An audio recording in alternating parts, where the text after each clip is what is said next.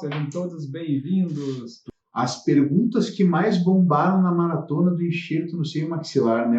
Nem podia ser diferente, né? Porque, na verdade, o tema já gera bastante curiosidade, né? Sim, com certeza. Então, como todo dia teve bastante questionamento, a gente resolveu trazer aqui para vocês as perguntas que mais apareceram ali durante a maratona, né? Durante o procedimento cirúrgico, né? Enquanto a gente ia fazendo todas as demonstrações ali, detalhando o método, né, que a gente usa para esses procedimentos, sempre vinham muitas dúvidas e a gente quer aproveitar para trazer essas dúvidas, né, dividir com mais gente. Na verdade, do primeiro ao quarto dia, né, Hugo? Então, é importante dizer que a gente veio aí nesses 4 dias trazer o nosso método, né, que é o método TAD-TMT, né? TAD, então, técnica do acesso direto, que é aquela pela qual a gente faz o acesso lateral ao seio maxilar, né? Então, faz a conhecida janela lateral com descolamento da membrana sinusal para fazer o enxerto, com ou sem a colocação ali do implante no mesmo momento, né, Hugo? E a técnica minimamente traumática com a utilização dos osteótomos. Dos osteótomos, exatamente. Então, a gente veio apresentar aí os dois métodos, as duas técnicas que fazem parte do nosso método. Isso aí, passando o nosso passo a passo, nosso jeito de fazer esse tipo de procedimento tão legal, tão importante, né, para as reabilitações sobre o implante. Perfeitamente, né? Técnica indispensável aí no consultório hoje em dia, certo? Bom, dentro desses 4 dias apareceram muitas perguntas, né, Hugo? E a gente separou 5 aí para trazer, para conversar com o pessoal. Na verdade, dessas 5 aí, uma foi a master aí, campeã. Disparado, né? Então, já posso colocar? Vamos lá, pergunta 1. A pergunta que mais bombou aí na maratona. Vamos colocar aí a campeã, se a gente fosse colocar em porcentagem aí, não precisa nem quantificar, mas vamos dizer que foi. Como utilizar o PRF associado ao enxerto em seio maxilar, Hugo? Meu Deus! Todos os dias, muitas vezes de trás para frente, de frente para trás, aí o pessoal perguntou muito. Desde o início, desde o primeiro dia. Desde o primeiro dia. Não, isso aí dá para fazer com PRF. Olha, o PRF é muito legal para isso. Né? Exatamente. Então, Hugo, começa respondendo, por favor. Bom, vou só começar, porque a gente já combinou aqui que a gente vai ter um dia só para falar do PRF e enxerto em seio maxilar, que tem muita coisa para falar. A gente não queria perder esse momento, não deixar passar os outros questionamentos que são tão interessantes quanto, e também foram questionamentos repetitivos aí durante os 4 dias, mas o PRF ganhou, de longe. E a gente gosta muito do PRF, até durante a maratona, né, que a gente até frisou ali em nossas respostas, que durante a maratona, a gente fez muito uso de membranas de colágeno, e a gente falava, poxa, o pessoal questionava, pode ser substituído por membrana de PRF? Pode, a maior parte das vezes pode sim, algumas vezes a gente até usa em conjunto, mas a maior parte das vezes a gente pode substituir as membranas de colágeno por membranas de PRF, porém, como a gente fez uma maratona aberta para o público em geral, né, uma maratona falando sobre enxerto em seio maxilar, a gente não quis focar tanto no uso do PRF nesse procedimento, justamente para não excluir os profissionais que não usam o PRF, que não têm acesso ali ao PRF, né? Então, a gente não quis jogar o PRF junto como, digamos, necessário, né? Mas o PRF como principal biomaterial para o enxerto em seio maxilar, justamente para não deixar ninguém de fora da conversa. Então, na nossa maratona, a gente usou membranas de colágeno, mas na nossa prática clínica a gente usa muito PRF já há um bom tempo, né, Camati? A gente usa em muitas situações. A gente fez aqui mesmo no Implante na Boa uma live falando sobre preservação de alvéolo, né? Exatamente. Uma utilização muito legal do PRF, que é a preservação de alvéolo após uma extração minimamente traumática, super legal a indicação do PRF, super legal o uso e super legal os resultados que a gente encontra na preservação de alvéolo com a utilização do PRF, mas em procedimentos de seio maxilar, puxa, tem tantas possibilidades para o uso do PRF, né? A gente pode usar no começo, no meio e no fim da cirurgia, protegendo membrana, misturando com biomaterial, protegendo janela externa, então tem muita utilidade, muitas possibilidades de uso para o PRF. E foi por isso que a gente quis dedicar, então, uma live totalmente ao uso do PRF em seio maxilar, né? Porque é um assunto tão amplo aí e com tantas aplicações dentro dessa seara que merece uma live totalmente a ele. E mais um dado que eu nem sei se eu podia estar falando agora, que o Júnior e a Flávia podem até ficar meio chateados comigo pelo que eu vou falar, mas, gente, olha só, tanto a gente quis que essa maratona fosse inclusiva para os dentistas em geral. Um dado que a gente tem é que a grande maioria dos dentistas que participaram dentro desses mais de 2.700 inscritos não era da área da implantodontia. Não sei se você já tinha esse dado ou não. Pois é, mas a grande maioria desses 2.700 dentistas inscritos não era da área da implantodontia. Então, a gente quis sim prestigiar todo mundo. Isso não quer dizer que, num segundo momento, a gente não tem aí o PRF, né? Já vai ter que ter novidade. Né? A gente vai ter novidades aí em breve, né? Mas, enfim, Hugo, dentro disso, a gente já trabalha com o PRF na nossa clínica diária, né? Há algum tempo. Sim. Tanto que a gente tem publicações dentro, né, da utilização do PRF, certo? Exatamente. Vamos contar para o pessoal aí? A gente tem, então, olha só, pessoal, a gente tem um capítulo de um livro que foi coordenado pela professora Karina Salvatore. Bem legal, aliás, né? Legal. A gente tem o livro chama Atualidades em Odontologia, e a gente fez um capítulo voltado para a utilização do PRF. Quem quiser uma cópia, é só deixa seu e-mail aí no e-mail, via direct para a gente, que a gente vai ter enorme prazer em mandar. A gente manda uma cópia no PDF, né? É um e-book, na verdade, né, gente? Então a gente manda com todo prazer aí para quem quiser deixar o e-mail para a gente, manda um direct aqui que a gente manda uma cópia para vocês, tá? E tem um quentinho, né, Calante? Foi o artigo a gente fez um artigo mostrando um relato de caso de um fechamento de comunicação buco-sinusal com a utilização de PRF. Então, é uma técnica nova, né? A gente foi atrás aí de uma técnica, uma possibilidade nova, novo uso para as membranas de PRF, e acabou de sair, acho que faz 1 mês, 2 meses, né? Foi publicado agora. Então, quem quiser também uma cópia desse artigo, só deixa o e-mail aí que a gente uma excelente alternativa para fechamento de comunicações buco-sinusais, né? Inclusive, esse relato relato de caso que a gente tem lá da especialização, né? Exatamente. Bem bacana, né? Bem legal, assim, um pós-operatório super tranquilo para paciente. Então, o uso das membranas e dos plugs de PRF entraria no lugar de rotação de retalhos grandes, que tem a técnica tradicional de fechamento de comunicação sinusal é feita basicamente rotacionando retalhos, normalmente retalhos palatinos, sobre a região da comunicação. Com a utilização do PRF, a gente evita esse tipo de procedimento, e uma questão muito vantajosa para o paciente é que a rotação desses retalhos normalmente vai trazer algum tipo de prejuízo para a anatomia do rebordo do paciente. Exatamente. Como, por exemplo, se esse rotário vem de vestibular, você vai diminuir a profundidade de fundo de vestíbulo, prejudicando o uso de próteses depois, até mesmo próteses sobre implantes, a gente acaba prejudicando a anatomia e prejudicando o formato ali de tecido mole, dificultando a higienização mesmo de próteses fixas sobre implante. Então, é uma técnica bem interessante, está lá o caso relatado, caso de sucesso. Exatamente. Então, gente, quem tiver interesse, manda um e-mail via direct para a gente, que a gente vai ter um enorme prazer em enviar tanto e-book esses 2 periódicos para vocês. Tá bom? Isso aí. Vamos para a próxima? Vamos lá. Próxima pergunta que mais bombou aí na nossa maratona, gente. Por que, Hugo, proteger a membrana sinusal íntegra com membrana de colágeno? Então, por que proteger a membrana sinusal sem rompimento com membrana de colágeno? Essa foi uma das perguntas que mais rodou ali pelo nosso Sparkle ali durante a transmissão. Exatamente. Bom, nós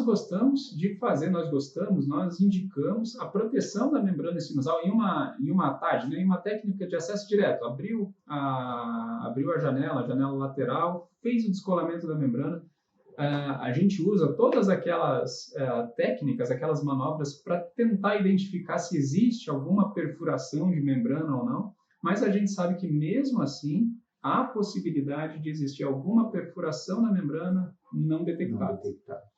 Então esse já é um dos primeiros motivos pelos quais a gente indica. Em toda situação, mesmo quando você tem, digamos, uma boa confiança de que a membrana está íntegra, a gente vai utilizar uma membrana de colágeno para fazer a proteção dessa membrana antes de fazer a colocação do biomaterial do substituto ósseo. Exatamente. É importante colocar que essa manobra de proteção da membrana sinusal íntegra faz parte do nosso método, né? Do nosso passo a passo, certo? Tem amparo na literatura, óbvio que tem amparo na literatura, isso simplesmente não saiu da nossa cabeça também, tá? Mas faz parte do nosso método, o método TAD-TMT, tá? Mas dentro de uma técnica do acesso direto, a ideia justamente é fazer um reforço daquela membrana sinusal. Claro, isso vem lá desde o começo de um passo a passo, desde a anamnese direcionada do paciente, quando você tem certeza, né, Hugo, que você já não tem uma patologia sinusal, que a membrana do paciente, a membrana sinusal está íntegra e que você tem menos chance de ter uma ruptura durante o descolamento. Agora, você vai para a osteotomia para acesso direto, faz o descolamento da membrana sinusal já com uma certeza maior que você tem integridade dessa membrana, fez o descolamento e agora você tem um fator adicional de proteção da membrana sinusal, certo? Contra o quê? Justamente contra os fragmentos do enxerto que você vai colocar ali e até da ponta do teu implante que você vai colocar no mesmo momento ou no segundo momento. Independente dela estar íntegra ou não, essa membrana adicional vai servir como proteção, né? Exato. É uma proteção, vai te auxiliar, como você estava falando, tanto com relação ao biomaterial, quanto com relação ao próprio implante, quando a gente vai fazer a instalação simultânea, tanto já tratando uma possível perfuração que não tenha sido detectada. Pessoal, o maior índice de perfurações da membrana acontece justamente nas bordas da osteotomia. Dado importante esse, né? Normalmente elas acontecem bem na borda da osteotomia. Eu até digo que normalmente elas acontecem ou durante a osteotomia ou naqueles momentos iniciais do descolamento, que eu acredito até que é a parte mais sensível, a parte mais perigosa, talvez, desse descolamento, porque depois que a gente conseguiu entender o que é a membrana, como que ela está funcionando e consegue visualizar um pouquinho melhor, fica mais fácil da gente fazer o movimento da forma que é indicada, que é com a ponta da cureta apoiada sempre em tecido ósseo e os movimentos circulares e curtinhos da cureta fazendo esse rompimento ali de fibras e soltando a membrana devagarzinho, com a parte de trás da cureta, com as costas da cureta e levemente tensionando a membrana para conseguir fazer esse descolamento de uma forma bem previsível. E essa perfuração, justamente na borda da janela da osteotomia, quando ela acontece na parte superior ou na parte lateral, é bem difícil de ser visualizado. Então o uso da membrana adicional sempre vai ajudar. E tem um detalhe, né, Hugo? Justamente essas perfurações não detectadas ou essa área de fragilidade da membrana se dá porque a membrana, justamente nesse lugar, nessa periferia, nessa região periférica da janela, se dá porque essa região passou pela osteotomia, né? Então, a osteotomia, como a gente usa no nosso método as brocas diamantadas, ela acaba justamente sendo fatalmente atingida por esses diamantes da broca, né? Por mais que você tome todo o cuidado, acaba tendo uma certa fragilização dessa região.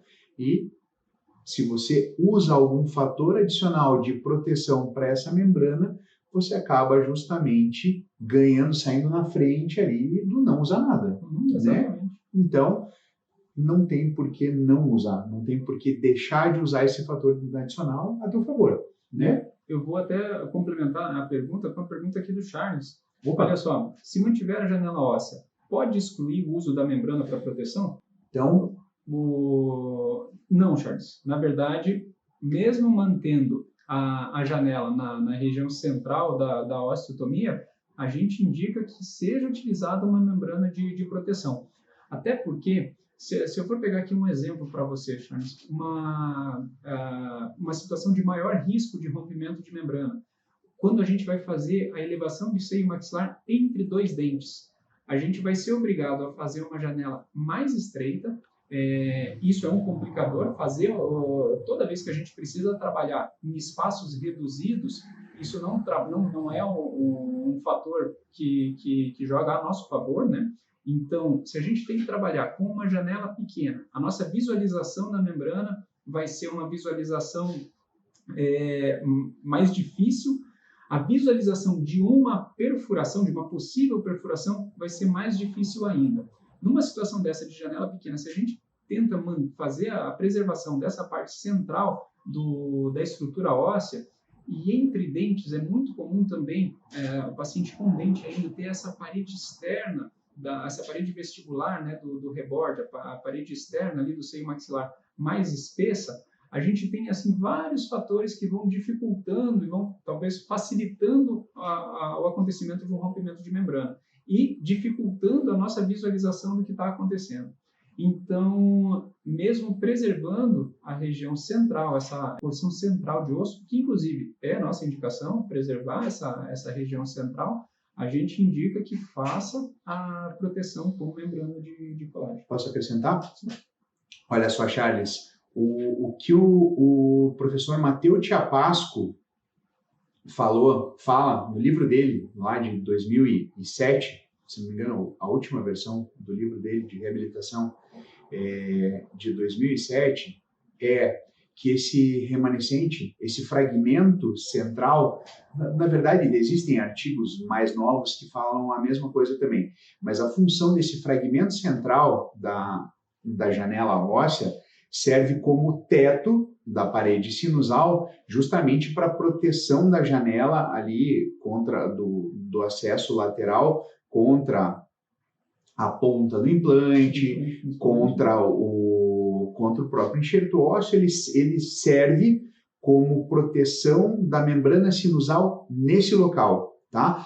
Mas o que a gente diz, o que a gente visa proteger no nosso método é a membrana sinusal na parte periférica da osteotomia, e isso daí o fragmento ósseo já não protege, tá? Que é bem na área de osteotomia e bem na área inicial do descolamento. Então, daí é bem como o Hugo falou, ali são regiões onde o fragmento ósseo não protege, é bem na região da osteotomia. Então, a gente faz ainda uma proteção adicional, tá bom? Inclusive, a nossa indicação para a forma de usar essa membrana, acredito até que a gente vai falar mais à frente, mas a gente gosta de posicionar a membrana da mesma forma que a gente posiciona essa membrana no caso de ter uma perfuração diagnosticada. Exatamente. A gente tenta manter a pontinha da membrana externa à janela, dobra ela para cima para que, se existir alguma perfuração que não foi identificada ali, ela já tá tratada. Assim. Exatamente. O que a gente diz, pessoal, é que deve ser uma membrana de boa qualidade, tá? Essa é a questão. Aí, uma membrana de boa qualidade, a gente diz uma membrana que tem um tempo de reabsorção aí acima de 8 semanas, tá? Ah, Camate, mas daí vocês perguntam, tá, mas eu não tenho uma ruptura detectada, pelo menos, eu posso usar uma membrana de uma qualidade inferior nesse caso? Sim, você até pode, tá? Você vai ter o mesmo resultado? Com certeza não, tá? Porque o tempo de hidrólise é menor. Se você tiver uma perfuração não detectada de fato e ela aparecer lá, você não vai ter a mesma proteção. Antes de conseguir regenerar a membrana do paciente, a sua membrana de colágeno já foi reabsorvida. Exatamente. A ideia é que, se você tiver alguma fuga, algum extravasamento de biomaterial lá para dentro, uma chance de extravasamento de biomaterial para dentro do ambiente do seio maxilar, fatalmente vai acontecer, tá bom? Essa é a ideia. Basicamente isso. Basicamente, sobre proteção de uma membrana íntegra, acho que era isso, né, Tomate? A indicação é que se faça. Né? A gente tem, tanto clinicamente quanto em literatura, dados que mostram para a gente que vai melhorar o índice de sucesso do tratamento. Exatamente. Próxima pergunta lá, o que mais bombou na nossa maratona, na verdade, também recorrente, né? Qual o biomaterial mais indicado para TAD, que é a técnica do acesso direto? E dentro disso... Vai, né? Vai. Tempo e etc.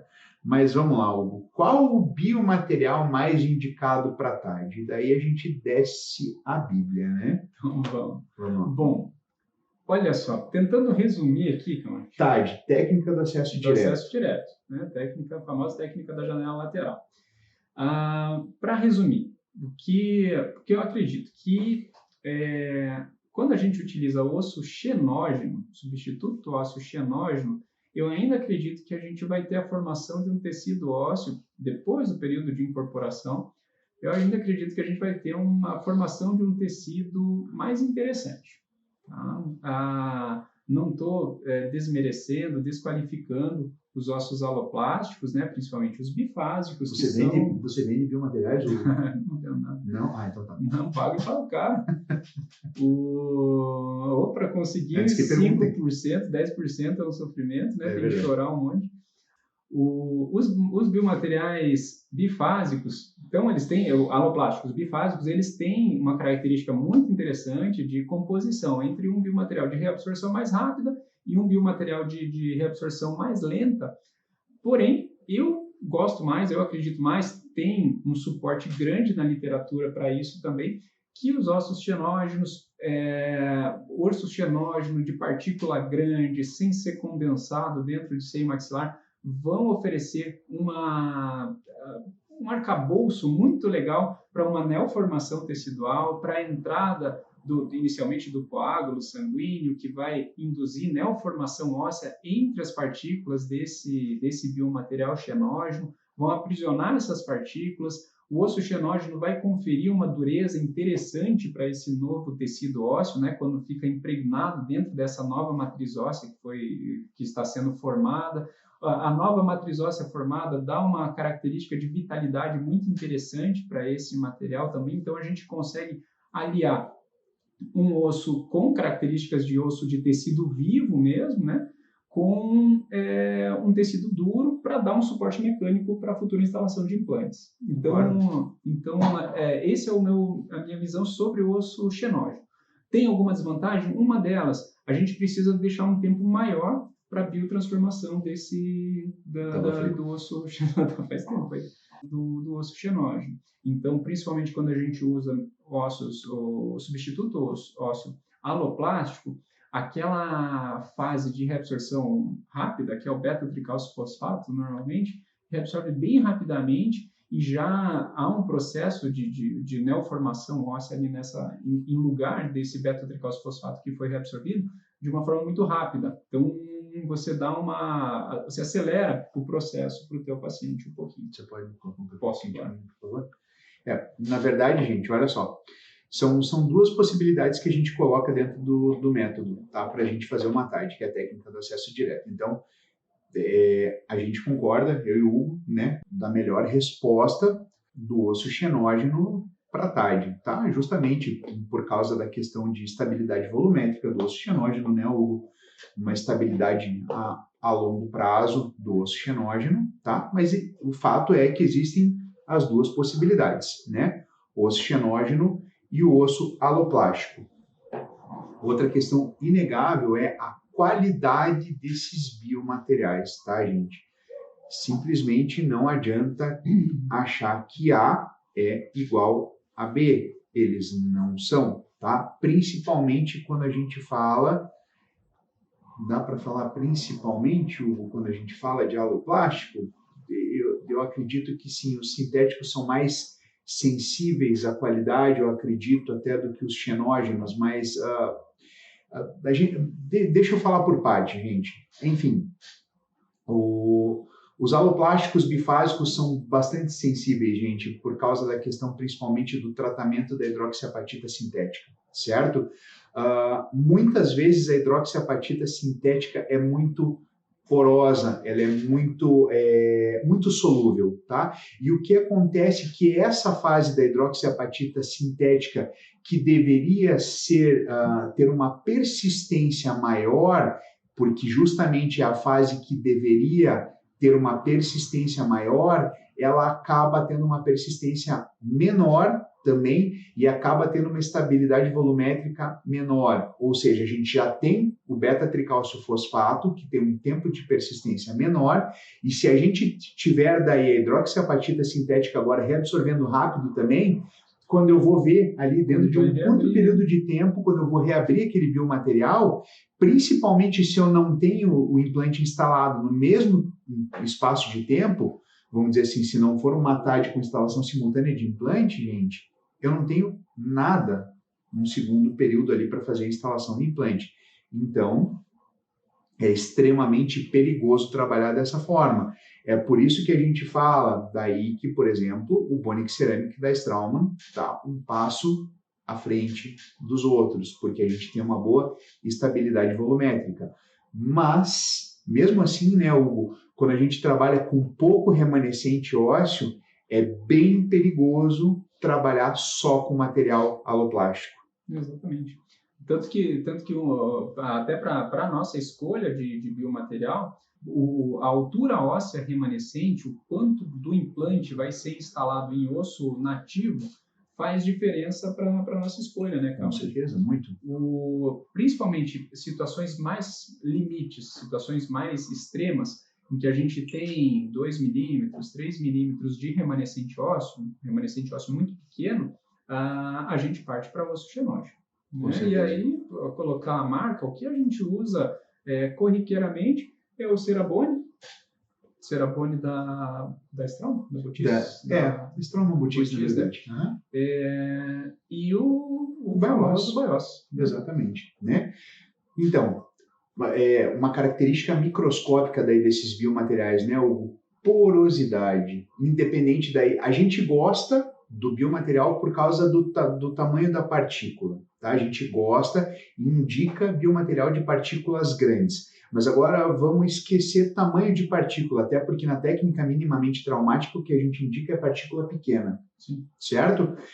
Independente de tamanho de partícula, gente, o que a gente tem que ver, uma característica muito importante do biomaterial é tamanho de porosidade, porque é por aí que as novas células vão invadir o biomaterial e vão começar a fazer a incorporação desse biomaterial. Certo? Talvez aí uma grande diferença na qualidade dos biomateriais, né, Camilo? Enorme. Porque fazer partícula grande ou partícula pequena, todo mundo consegue. É uma questão de processamento, né? Agora, fazer essa microporosidade, esses canalículos internos dentro do biomaterial, isso aí já é outra história. Exatamente. Já é mais difícil de imitar. Exatamente. Aí que é a grande crueldade de diferença de qualidade, né? E a gente estava falando, então, em situações mais próximas do limite, né, mais extremas, partir sempre para o xenógeno, nos dá mais confiança. Por outro lado, quando a gente vai fazer o enxerto em seio maxilar, mais para um complemento, digamos assim, né, quando a gente tem uma quantidade de remanescente ósseo boa, que já vai dar um suporte legal para o implante, que vai dar uma estabilidade primária já para fazer até a instalação simultânea do implante, e esse enxerto ósseo vai ser um enxerto mais para complementar a estrutura.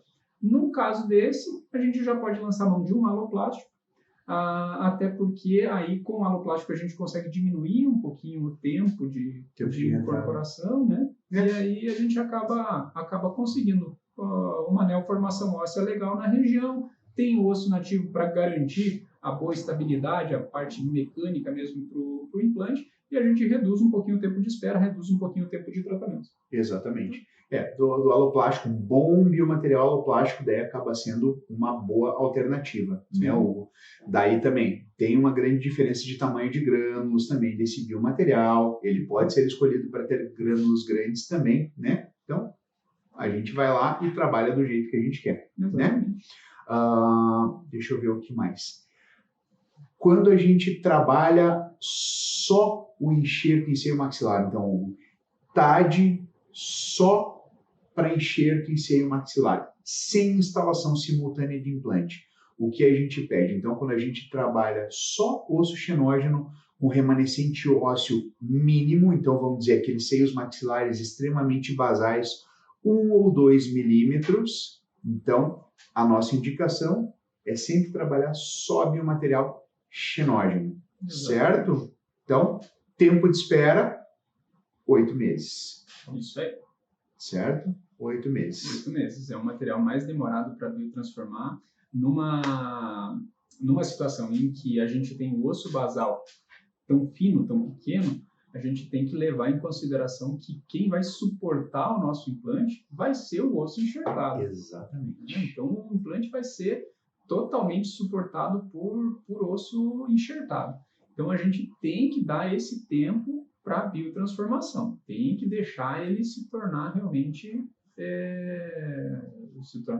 um tecido ósseo. Exato. Daí, assim, ó, as perguntas são inevitáveis, né? Então, tá, mas eu quero trabalhar com biomaterial aloplástico, eu só tenho isso no consultório e vou trabalhar, Hugo, eu vou usar nanocint, vou trabalhar só tenho nanocint no consultório para trabalhar. Ele é um aloplástico bifásico, vou trabalhar, é o que eu tenho, vou colocar lá e é isso, tá? Quanto tempo eu posso esperar para fazer a reentrada? Eu tenho 1,5 milímetro de remanescente ósseo. Quanto tempo eu devo esperar para fazer a reentrada? Com aloplástico, no mínimo também 6 meses. No mínimo 6 meses. Não dá para esperar menos do que isso, certo? Não dá. É basal. Exatamente. E daí, nessas situações, um cuidado, além da escolha do biomaterial, um cuidado maior ainda com assim, a técnica vinda bem no passo a passo mesmo. Então, numa situação mais basal, fica mais importante ainda usar a membrana de colágeno para proteger a membrana sinusal. A gente tem que tentar oferecer as melhores condições possíveis para a biotransformação desse material, para a incorporação desse enxerto ósseo. Então, proteção da membrana com uma membrana de colágeno, uma membrana de PRF, que a gente não pode falar agora, a gente vai falar semana que vem. Então, proteger a membrana sinusal. Além disso, proteger o acesso da osteotomia, proteger a janela da osteotomia. Então, uma proteção com outra membrana externa, depois de feito o preenchimento do seio maxilar. Fazer a proteção com membrana de colágeno, também de reabsorção lenta, ou com PRF, que eu não posso falar agora, só posso falar semana que vem. Cara, quantas vezes você falou que você não pode falar agora? Só para deixar bem claro que eu não posso falar. Entendi. Mas fazer a proteção externa também, isso a gente tem tanto experiência na reabertura desses seios, como dados muito claros na literatura, que a proteção externa do acesso da osteotomia vai garantir maior formação óssea no interior do seio maxilar após a enxertia. Daí a gente entra num conceito um pouco mais amplo, né, Hugo? Mas assim, quando a gente está trabalhando em seios maxilares cada vez mais basais, além do biomaterial, a gente começa a entrar em limites de segurança, justamente porque e minimizar até fatores hostis, quanto mais áreas de pressão você tiver, você piora ali a tua chance no teu pós-operatório. Se você tiver uma membrana perfurada, você piora a chance de incorporação do teu biomaterial no teu pós-operatório. Justamente até, gente, porque a literatura nos mostra que a própria membrana sinusal tem um potencial osteogênico também. Então, se a gente tiver integridade da membrana sinusal, a gente vai ter uma chance melhor de biotransformação desse biomaterial e por aí a gente vai. Então, se a gente for minimizando os problemas durante o enxerto em seio maxilar, durante uma TAD, durante a técnica do acesso direto, a gente vai ganhando, é como se a gente fosse fazendo uma somatória de pontos para a gente ter sucesso no pós-operatório do paciente. É por isso que a gente tem um método que nos ajuda a e somando pontos para ter sucesso no final. Outros pontos da odontologia, o procedimento de elevação de seio maxilar, eu acredito que a escolha de qual biomaterial vai ser utilizado, de qual membrana, de qual substituto ósseo vai ser usado, claro que tem sua importância, precisa sempre ser estudado e tem sua importância, merece o tempo que você gasta com esse planejamento. Porém, para o sucesso de qualquer uma dessas técnicas, até mesmo vou comparar aqui com o sucesso de uma anestesia, para você conseguir aplicar, instalar muito bem uma anestesia, é muito mais importante você ter a técnica correta de aplicação da anestesia do que o anestésico que você escolheu para aquele momento. Totalmente. E para o procedimento de elevação de seio maxilar, eu faço a analogia. É muito mais importante a técnica correta, respeitar todos os quesitos de cada um dos momentos do procedimento. É muito mais importante para o sucesso do que qual biomaterial você escolheu. Dentro desse momento, que também é importante, de escolha do biomaterial, aí a gente entra, principalmente nas situações mais limite, na indicação pelo biomaterial cianógeno. Perfeitamente. Mas, Hugo, falamos do biomaterial, certo? Falamos? Falamos. Tá. Outra pergunta que apareceu bastante. Perfurou. E agora? Né? Perfurou a membrana do seio maxilar. O que eu faço agora? Dá para fechar a perfuração? Não dá para fechar a perfuração? O que faz? Olha só, Camante. Até para deixar o pessoal um pouco mais tranquilo, né? Porque essa foi uma das perguntas também que mais vinham, né? Se perfurou a membrana, calma, pessoal. Uma perfuração de membrana bem tratadinha, bem vedada, você continua com uma chance de sucesso do procedimento de elevação de seio maxilar muito alta. Né? A literatura mostra para a gente que desde que vedada essa perfuração, desde que tratada essa perfuração, continua com chance de sucesso muito boa para o procedimento, inclusive chance de sucesso muito parecida até com quando não há a perfuração, desde que tratado. Exatamente. Então, a gente precisa só pensar em como que vai fazer o tratamento. Feito o tratamento, vedando essa perfuração, segue a vida, segue o procedimento, vai dar tudo certo no final. E isso eu acho que até ajuda a gente a indicar a proteção da membrana em toda a situação, mesmo quando a membrana ainda está íntegra. Né? E a gente falou de mais uma questão também, né? Na verdade, o tratamento correto da membrana sinusal quando rompida, né? E a gente falou de um limite de tratamento também, né? Então, assim, o que a gente indicou como tratável foram rupturas de até 10 milímetros. A gente falou que até 10 milímetros a gente tem previsibilidade para o fechamento dessa ruptura, certo? Por quê? Porque a gente consegue estabilizar muito bem uma membrana de colágeno dentro do seio maxilar, pegando lá desde a parede mediana, abraçando toda a perfuração e fazendo uma ancoragem externa do seio maxilar, tá? Aqui na minha mão vocês visualizam ali como se fosse o corte tomográfico do paciente, certo? Então, lá desde a parede mediana, passando pela membrana sinusal rompida e fazendo uma ancoragem na parede lateral, certo? Imagina que tem que refazer a membrana, né? Exatamente. Então é importante a gente conseguir deixar essa membrana artificial ancorada.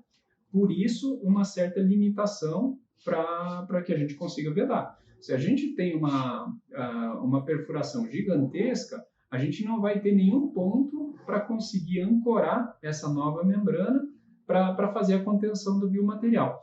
Além disso, aqui, mais ainda do que na proteção de uma membrana íntegra, a gente precisa ter uma membrana, não só o tempo de reabsorção dela precisa ser mais extenso, então tem que ser uma membrana que nos dê tempo para a regeneração da membrana sinusal antes da sua reabsorção, mas além disso, ela precisa ter estabilidade volumétrica, né? A forma dela, se vocês forem lembrar do uso de membranas mais simples, membranas que reabsorvem mais rápido, as membranas as mais baratinhas.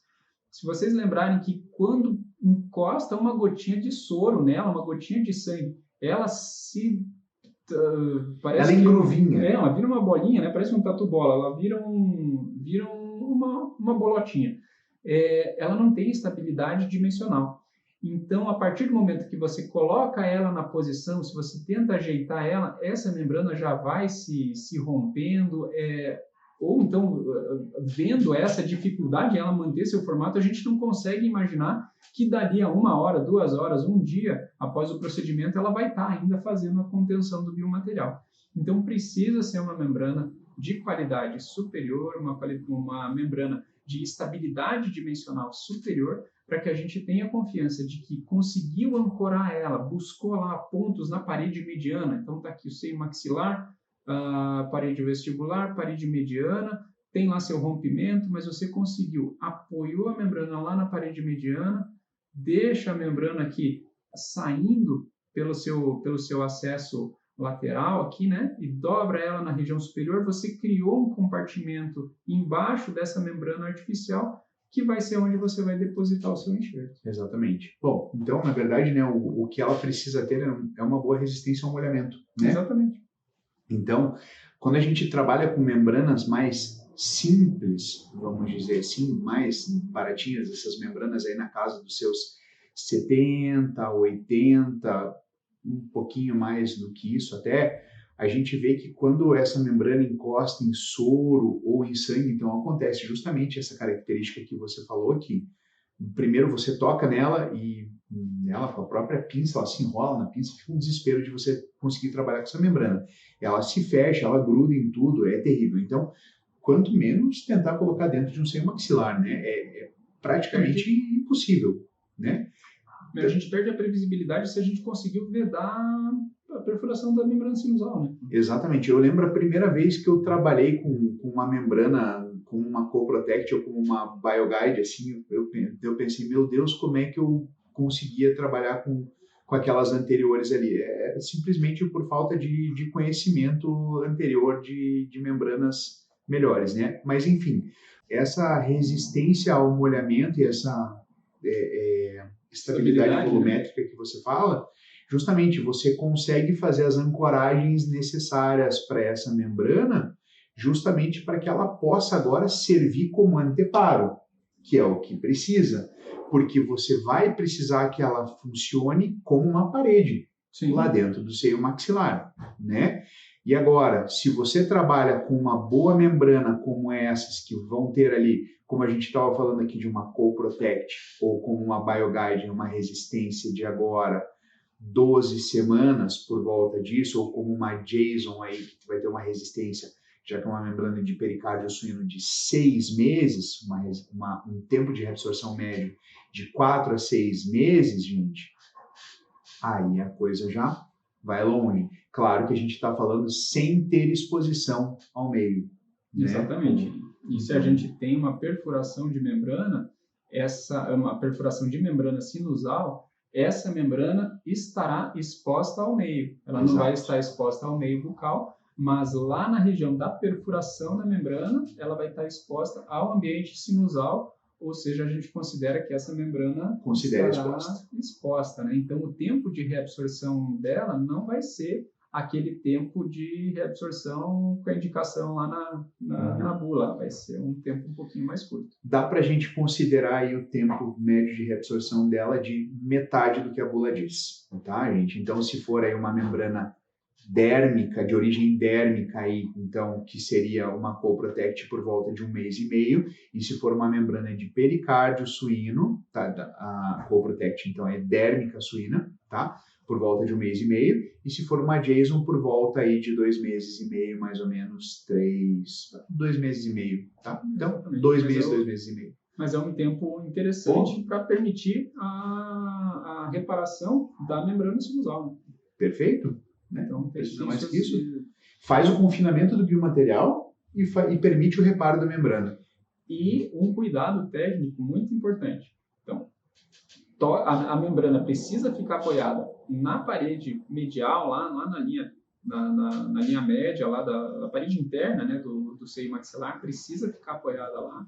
A outra ponta da membrana precisa ficar para fora do acesso ao seio maxilar, então normalmente a gente dobra ela para o lado superior, assim ela consegue vedar qualquer perfuração, tanto mais lá para dentro do seio maxilar, quanto aquelas perfurações que estão aqui mais para fora do seio maxilar.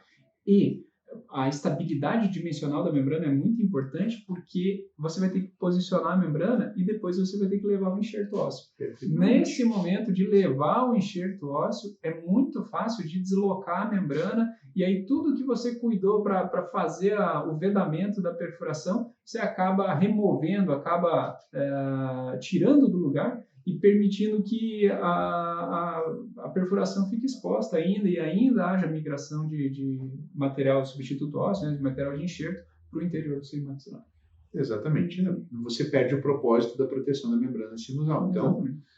tem que ter ancoragem na parede mediana e tem que ter ancoragem externa. É assim que funciona o fechamento da perfuração da membrana sinusal, certo? E só complementando, né, Hugo, se agora a perfuração for maior do que esses 10 milímetros, ou ela vai te pedir procedimentos adicionais, né?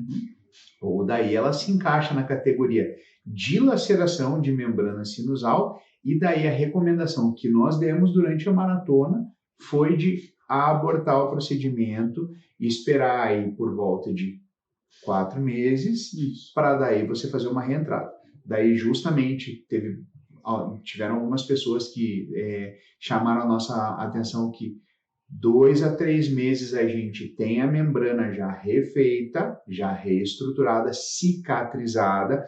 Sim, gente, nós sabemos disso, a literatura nos mostra, a experiência clínica também, só que a gente não tem uma organização ainda dessa membrana, uma total organização dessa membrana, tá? Isso é fato. E vamos lembrar que a gente trabalhou, então, a gente vai estar trabalhando uma reentrada, né? Reentrada um retrabalho sempre é mais complicado do que o trabalho inicial. A primeira vez foi ruim, a segunda vai ser pior. É mais difícil ainda. Então, um mês a mais nesse processo, nesse momento, a gente considera importante para tentar reorganizar essa região. A reentrada vai ser um procedimento diferente, porque a gente já vai ter uma janela de osteotomia aberta, né? Então até mesmo a confecção do acesso cirúrgico, do retalho, né? Incisão, descolamento, mucoperostal, já vai precisar ser diferente, porque não vai ter osso separando o seio maxilar da cavidade bucal, né? Vai ter a janela vai estar aberta. Exato. Então, o que a gente recomendou também, um dos fatos que a gente recomendou ali durante a maratona também, né, Hugo?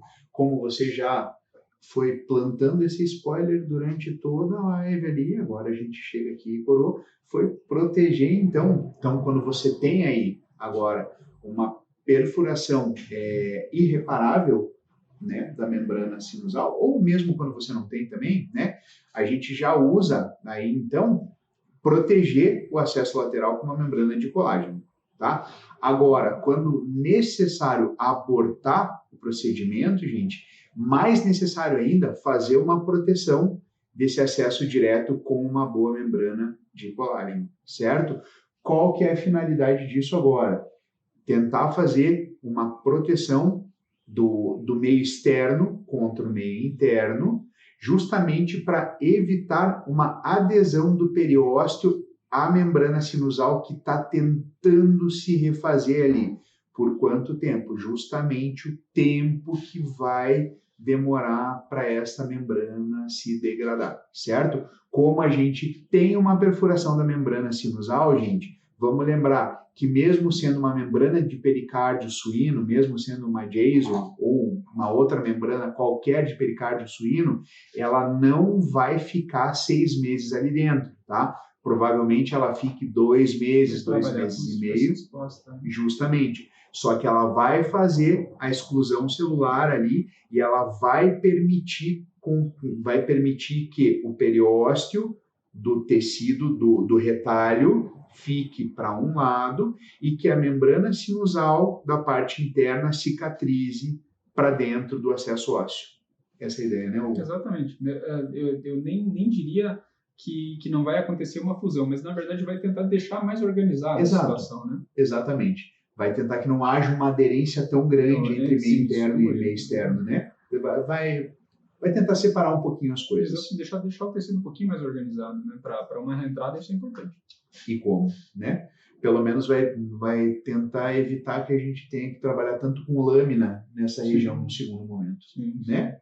Dividir, né? A gente vai acabar precisando dividir o que é de dentro e o que é de fora, né? Exatamente. Bom, Hugo, eu acho que basicamente essas foram as perguntas. Foram as principais, né? As principais perguntas que o nosso tempo já 5 minutinhos. Que apareceram na maratona, certo? Exatamente. Bom, gente, eu acredito que era isso que a gente tinha para conversar com vocês hoje. Quem não nos segue ainda, por favor, nos segue lá no Instagram, Hugo e Camate. Nós temos o nosso canal no YouTube também. Então, entrem lá. E se inscrevam. Liguem o sininho de notificação lá também para receber as nossas novidades. Beleza, pessoal? Gente, obrigado pela presença de todos. Valeu. Até mais.